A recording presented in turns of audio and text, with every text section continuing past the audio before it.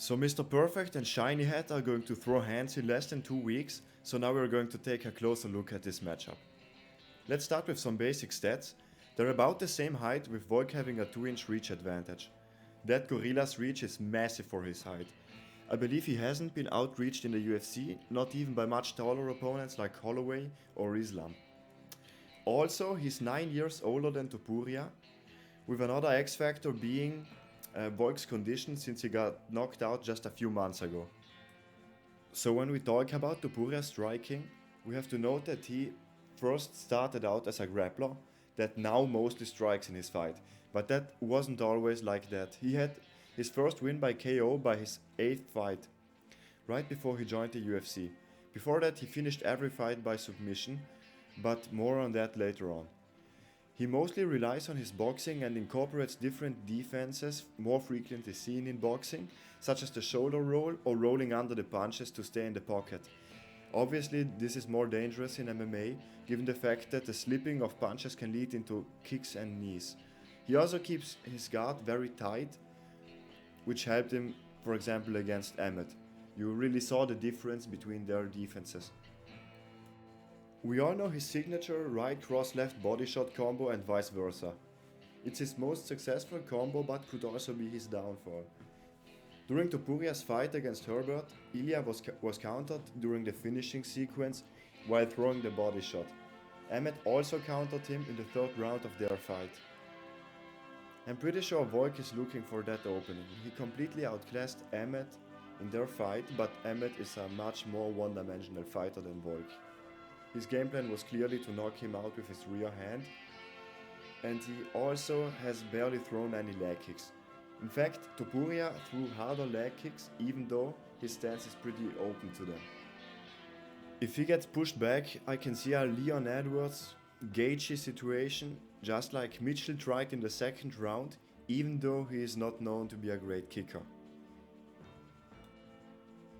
The man from down under, on the other hand, not known to be an infighter, can strike at a longer distance, and in this fight he doesn't even have to close the distance by blitzing and switching stances like against Makhachev and Yair. In fact, he got dropped by Makhachev in the pocket, who arguably doesn't hit as hard as Ilya. Volk needs to stay careful when he disengages the clinch too.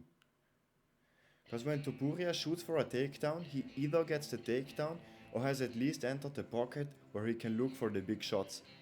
Another problem is the fact that he blocks head kicks only partially.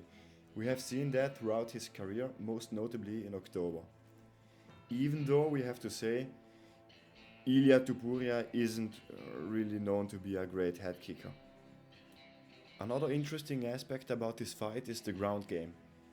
As I already said, Topuria started out as a grappler. Nowadays he mostly uses body lock takedowns and double legs under the punches, and then he advances positions. It is more easy for him to take people down because he already pressures, and if he doesn't take him down, he is inside the pocket exactly where he wants to be. He has some smooth moves on the ground, for example in the 5th round when he countered the Granby rolls of Emmett and by leg riding advanced position until he took the back.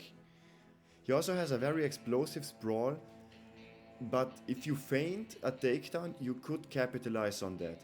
But to be honest, I believe takedowns in this fight are going to be mostly used as a method to make the other person think or to find openings for strikes, only really going to the ground after one of them gets dropped. One of Volkanovski's greatest advantages is the level of his training partners.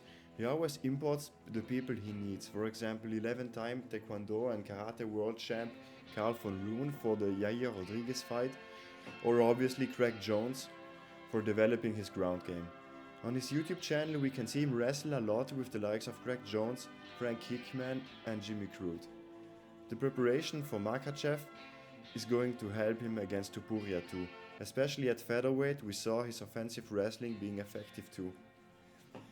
Volkanovski, in almost all of his fights, especially at featherweight, he has the strength advantage.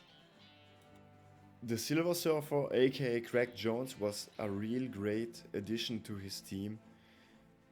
It really helped him develop his ground game. We saw that in his last fights, for example, when he got taken down by Makhachev, he used reverse butterfly hooks or the turtle position to stand back up. Another thing we can't forget is that Volk's head grows out of his chest, which is especially good against Topuria because he goes for a lot of chokes. In fact, 9 of 8 submissions from Topuria were by chokes. Now, what is my conclusion? There are so many X factors that I cannot confidently give a prediction. I can't even decide who I should root for. On one hand, we have the chance to see a new all-time great emerge in Volk, and on the other hand, we have a young, exciting star with 2 whole countries behind him. Either way, it's sad that we didn't see Topuria beat up Paddy the Baddy.